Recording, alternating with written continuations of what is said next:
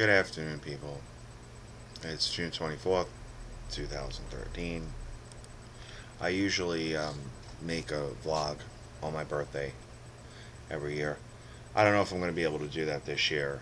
I know the last vlog that I did, I, um, I kind of let people be aware of the fact that I'm very busy and I have very limited me time where I can just sit in front of a video camera in a secluded place with no screaming or people around me. So I happen to have some free time at the moment. I didn't think I would, but it just happened that way. So I figured, since it's 6 days before my birthday, I'll do a vlog. And if I don't end up doing one on my birthday, I don't. Um, Whether I do one or not is pretty irrelevant. It's just a day. Uh, just to give a couple of shout outs, if anyone sees this, I want to send this link to a couple of people. Um, Matt Michella in Farmingdale, New York. Thinking about you a lot. I hope this finds you well. I'm glad I was able to catch up with you after all these months. Sorry about that. You know, after 27 years, my life is pretty hectic and I'm always changing things about it and in it. And I never mean to be elusive. It just kind of happens that way. Um, Tara, my fiance, I love you. Uh, I'll explain to you why I have so much free time when you get home today. The kids are out with a neighbor. Anyway, and to some new friends that I've made recently. One in particular, I don't know if you'll see this, but you might. So the heat is with us. It is, well, I could say probably 95 degrees right now. It's in the 90s. It got really hot today. Yesterday was really hot. We ended up at the end of yesterday saying, God, it was the hottest day of the year. Well, today's the hottest day of the year. It's definitely in the 90s. The plants are the few that really made it are doing really well with the heat, so that's good. And we were able to really do some revamping in this house, which is lovely. As you may or may not notice, my desk is in a different spot than it normally is. It's usually over there on that wall. Uh, we moved a lot of shit around, and I figured, hey, let's move it to this wall. This way we can have all this open space that you see behind me for no reason whatsoever, just to have open space. Yeah, it made sense. But it does look rather good. And it also allowed for more of a flow because the rec room is over there. And it just worked out better that way. Yesterday we had our first real gathering. It wasn't too much of a gathering, but it was some. It was a couple of people that are kind of new to Tara and myself, and it was, well, it was really good to entertain people. I haven't done that in a while.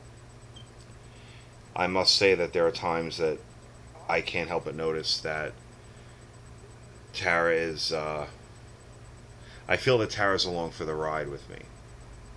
You know, and what I mean by that is that my life is. It's always felt like a ride, and I know that sounds so cliche. Everybody says, "Oh, my life's a roller coaster."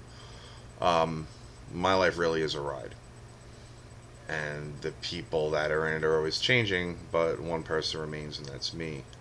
And there are times where I get to really reflect on, God, what a long, strange trip it's been, and it has. And I can't help but feel that Tara's along for the ride now that she's with me, because she truly is. And things are changing for both of us. You know, she has a new job and new friends, a couple of new bosses, and new people. And, well, let's face it, I mean, we both have new people. We do. Um, so, Uh, I haven't. I gave a shout out to my friend Matt before. I haven't seen him in a while, and I really do miss him. And I really hope that I get to see him soon because it's been too long. For the past since 2005, I've only seen Matt about, I don't know, 8 times, which is really weird because for the first 20 years of our friendship, we saw each other every day. Then it went to every other day in our you know late teens, early 20s, and then in our late 20s it was like every week we still saw each other. And since I turned 30, it's been like, when I turned 30, I got married and had a child, and I moved out of New York for good. I can truly say for good, because I will never ever live in New York again. And Matt's not the type of guy, I don't think, to leave there, because he's been there a long time, and he's got family there and stuff. I didn't have any reason to stay, so that's why I left. So I hope I can hook that up soon. I have to go to the doctor in a couple hours. I got a 5:15 appointment today. My doctor's in New Jersey. I did that for a reason. Um, the nearest doctors to here, where I live in a very secluded area. There's really nothing going on up here. Um, to really get anywhere, you have to take Milford Road straight out, take it to Bushkill Falls Road, take that to 209, which is the main drag. And when I originally looked at doctors in this area when I was living in New Jersey still, and I knew I was moving here, all the doctors, it seemed, were way in East Stroudsburg, which is about 45 minutes. This area, I mean, Bushkill is a small area. There's really nothing in Bushkill except the casino, and trees and lakes. That's all that's in Bushkill. And some gated communities like the one I live in. I live in a community called Pocono Ranchland. Pocono Ranchland has 1,092 people, and I am one of those people that live up here in these parts. So it made sense to me to get a doctor that was just as far away. My doctor's 45 minutes from me, but he's in New Jersey, because I'm 17 minutes from New Jersey, roughly. So my doctor's there, and he's an Italian, and I like Italian doctors. It's just not being racist. It's just some things I prefer to see an Italian doctor. I don't know. I like that bedside manner. But I have to go see him, and I have to get a couple of scripts refilled. I have to get a test for my lithium level. I don't know what my lithium level is. I have not had a lithium check since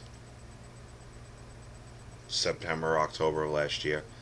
So, yeah, it's been a long time. I should go every 3 months. And it's been, God, 10 months. Wow. Can't believe it's been that long. I don't know what my level is nowadays. I mean, I gotta tell you, there's days I fucking miss doses, so it could be low for all I know.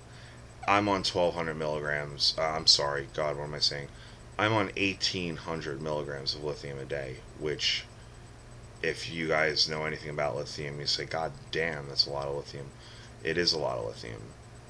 And even though I take that much lithium, I still only put up a zero point 0.6 level, zero point 0.7 barely, which is really, really low level. So for some reason, I can take all that lithium and still have a little tiny bit in my blood, which is strange.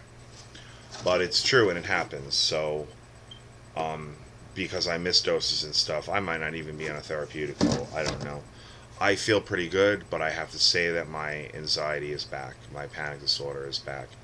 It's been really bothering me lately, and it hasn't bothered me in over a year. Even after I left Diana and I moved out of Maryland and all that shit was happening with me, I've made tons of vlogs during that period, and you'll see it on my face, how composed I was. If you've ever looked at any of the older vlogs on this YouTube page, there are some from early 2012. You'll see that I was very composed.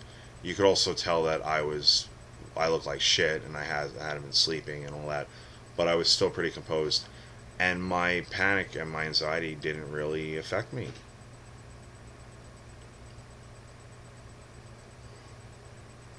Strangely enough. But lately it has, and I think that it has a lot to do with my role. Well, my role is that I am a house husband and a father of 4 children, all under the age of 8. And twin boys that are 3, a 5-year-old boy with ADHD who, you know, who has communication problems, speech problems, and a 7-year-old girl with some behavioral problems. So it's tough. And there are people that meet me and meet my kids, and and they know the situation. They obviously know I'm not the biological father, and they say, you're a saint to take this on, and you have such patience with them, and they don't see me all the time. There are times I lose my patience. There are times that I fucking lose my shit, and when children, there comes a point where when children are deliberately disobeying you, and I just fucking had it at that point. But I do pretty well, I must say. Anyway, lately, my anxiety's been coming back. There are times that I'll just be driving, and all of a sudden, I feel like I'm being swallowed up. That's what it feels like. It feels like a sense of drowning. It feels like drowning. It feels like I am. And then my breath, my breathing starts to get all fucked up, and I feel like I'm going to hyperventilate, and I just. Oh god, it's fucking absolutely horrible. It's classic. I mean, it's the same attacks that I used to have. When I was younger, in my 20s, there was a period where they were really bad. So bad that, I remember living in Bethpage, New York. I had an apartment. There was a supermarket across the street. I remember a time when, I would go across the street to do food shopping, and I would walk there, and I'd have a fucking panic attack. There was a time where it was that bad. Now it's not nearly as bad. But it's rearing its ugly head again, and I have to maybe talk to my doctor about it, and I don't know what the course of treatment would be at this point in my life, because I can't take antidepressants like Zoloft and Paxil and Prozac. I've been down that route. I've taken all of them, and I can tell you from experience that anything that affects serotonin reuptake and all that stuff really affects my sex life, which sucks. And we all know that if you don't really have a good sex life, you're gonna be fucking depressed. So that's kind of like not an option. Also, when I take those drugs, I get what they call brain zaps, which, if you don't know what those are, or if you're on those medications, or if your friend is, look up brain zaps. Do a Google search, brain zaps, and you will find that any selective serotonin reuptake inhibitors, or SNRIs, or anything that that affects the reuptake of serotonin can and will cause brain zaps. Brain zaps are painful, and they suck. They keep you awake at night, and they really cause a rift in your life. I know with me they do. I know when I take them, I can't sleep, and it sucks. So a lot of doctors nowadays, because doctors don't want to prescribe benzodiazepines like Valium and Xanax, just like that. Oh, you have panic attacks. Here's some Xanax. They don't do that anymore. They did 20 years ago. Now they don't.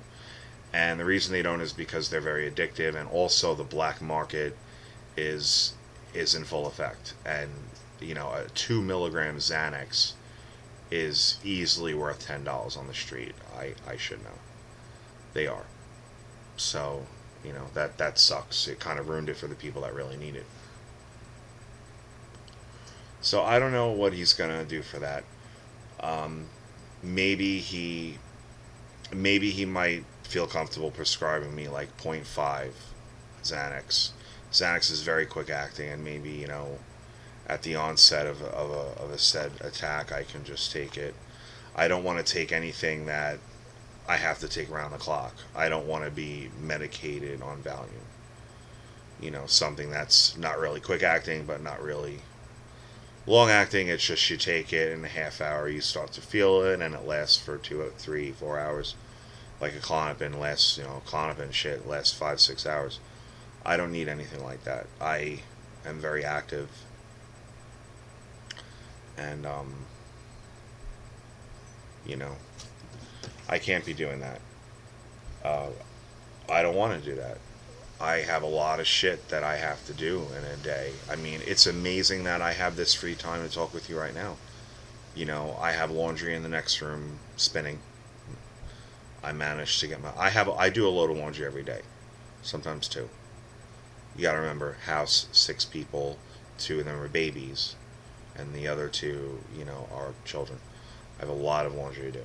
Uh, every day I make my bed, mine Tara's bed. I clean the kitchen, do the dishes, clean up any toys or matter. I have a backyard that I have to tend to. It's a lot of work, Cleaning is an arduous task, especially with children. So we all know that can be quite an undertaking. But I love it, and I don't want to change it, And I know that Tara said, well, you sure, being with me and these kids is. Hold on a second. What the fuck is that noise?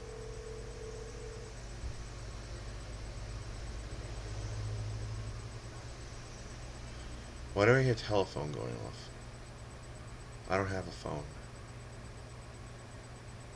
Hold on a second.